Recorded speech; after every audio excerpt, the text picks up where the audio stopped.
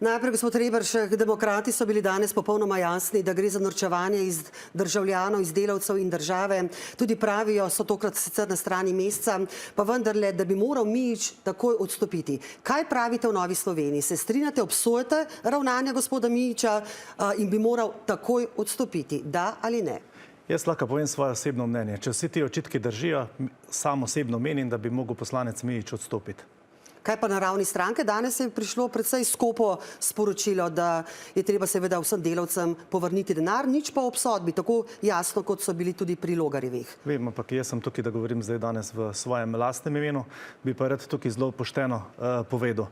Tisto, kar želim, je, da najprej organi pregona temeljito preiščejo njegovo podjetje in ugotovijo, ali so bile nepravilnosti dejansko in to tudi dokažejo.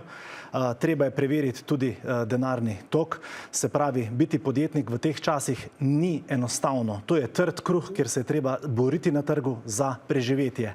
In če je poslanec Mijić imel denar na svojem računu, na računu podjetja in se zavestno odločil, da svojih delavcev in dolga do države ne bo plačal, je za to odgovoren in to je nesprejemljivo in more za to tudi odgovarjati. Gospa Katič, ampak neka druga zgodba, samo dokončam, samo en stavek, da dokončam, vkolikor pa njemu izvajalci niso plačali, pa je to povsem druga zgodba. Gospa Katič, gre še vedno za sprenevedanje koalicije in resnice, potem, ko je tudi danes gospod Logar jasno povedal, da gre za norčevanje in tudi gospod pravkar, da bi moral odstopiti gospod Mijić. Ja, sama bi k temu dodala, da ja, moral bi odstopiti. Mi smo ga k temu že pozivali, da pa je šele danes, ko je prišlo nekako v javnost tudi ta brezplačen prenos na Snežica, koalicija reagirala, se mi zdi pa tudi zaradi tega, ker je to enostavno sodo izbilo dno. Če je en del tega res in želim si, da bi odstopil zaradi tega, da lahko organi pregona nepristransko in brez pritiskov raziščejo vse skupaj, bi moral za to že davno odgovarjati in zdi se mi tudi sprenevedanje strani njegovih poslanskih kolegov v resnici, da reagirajo na takšen način z neko satiro, z izrabo PR-ja, da nekomu so pa dali nekaj denarja, dolžen je plače, dolžen je prispevke in dolžen je državi. Gospod Reberšek, se strinjate, šele zdaj ste se oglasili, pravi gospa Katičeva?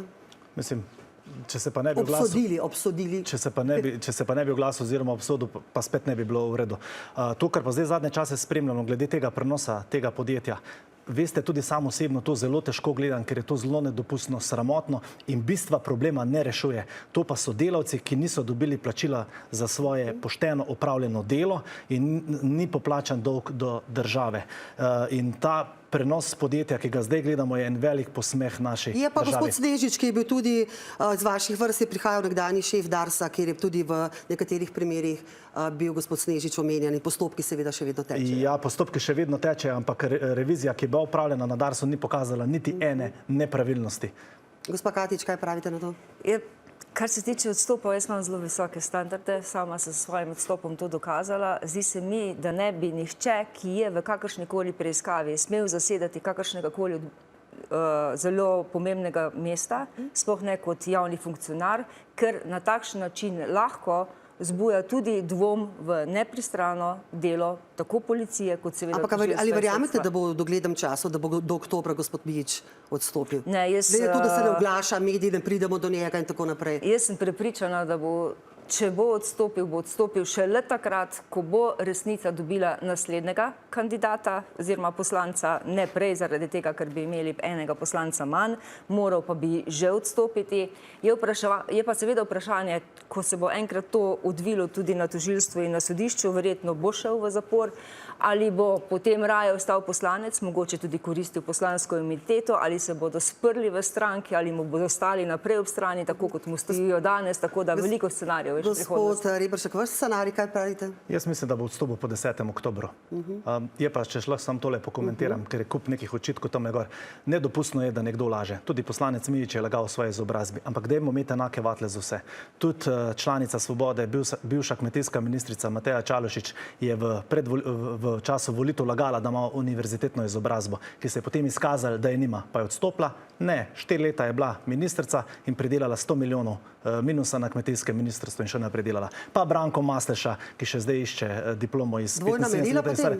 Imamo v bistvu neka dvojna merila in tukaj poziv novinarjem, da se z vsemi ukvarjate z enakimi vatli. Absolutno, ampak zdaj Jaz ta bi se afera, pa tukaj postavila v bran sodstvo in se mi zdi nesprejemljivo, da se na takšen način žali predstavnike sodstva, kar je bilo že razčiščeno v javnosti in tudi na takšen način vpliva na neodvisnost njihovega dela.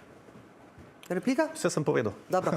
Gremo naprej, kar se referendumov tiče, kot se kaže, nas pestra jesen seveda čaka, tudi morebitno 5 referendumskih vprašanj.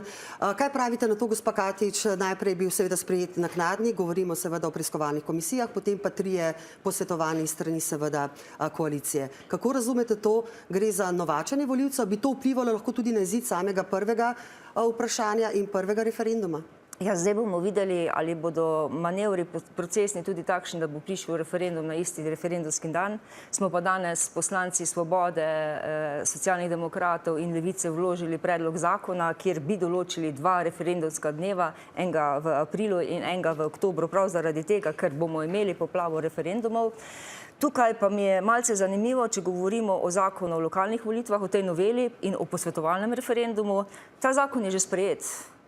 Koga bomo zdaj vprašali, če je zakon že razsprejet? Gospod Reberšek. Glejte, mi smo pač izkoristili to priložnost glede na to, da so z, bom rekel, lažjo prepričali več kot 40 000 volivcev in da gremo 11. oktobra na volitve, na referendum, se nam je zdelo pač smiselno, da del našega programa v koalicijski pogodbi prenesemo tudi na tisti referendumski dan, če lahko temu tudi tako rečem, in bomo takrat, bom rekel, za ceno istega stroška, kot ga imamo z enim referendumom, z enim vprašanjem rešili kar 4, morda celo 5 vprašanj na tisti dan, zato da ni dodatnih stroškov. In ne vidim tukaj, bom rekel, nikakršnega problema. Ljudje se bojo pač lahko izrekli tudi o delu naše koalicijske pogodbe.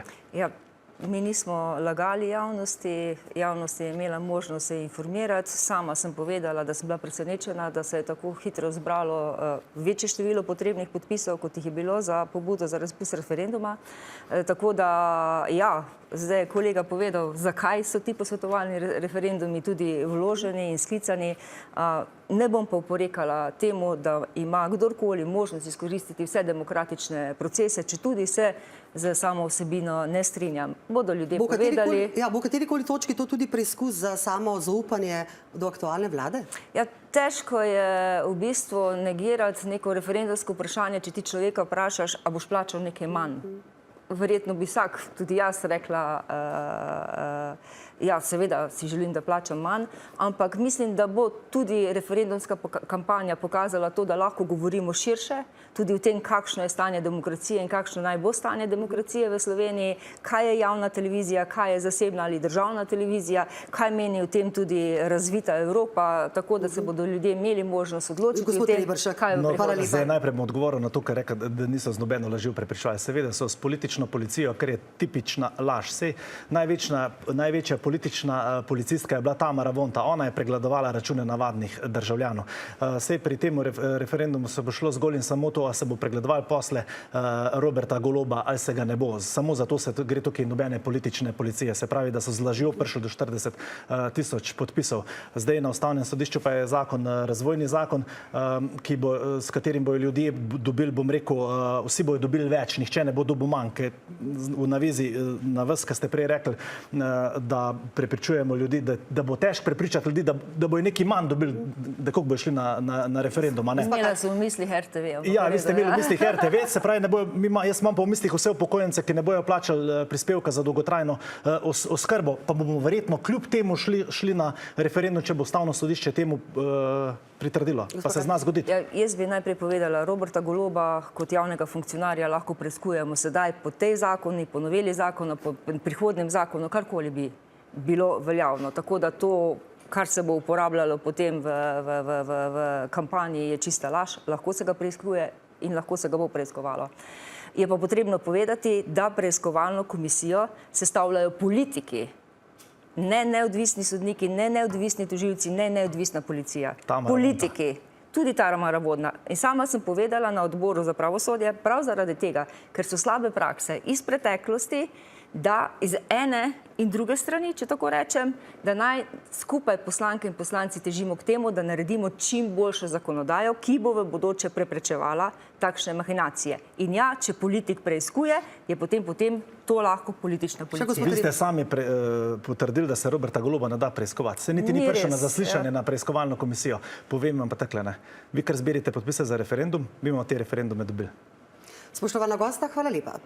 Najlepša hvala za povabilo in verjamem, da bodo se ljudje modro odločili in da bodo poslušali tudi, v katero smer želijo Slovenijo in želijo v smer demokratične republike.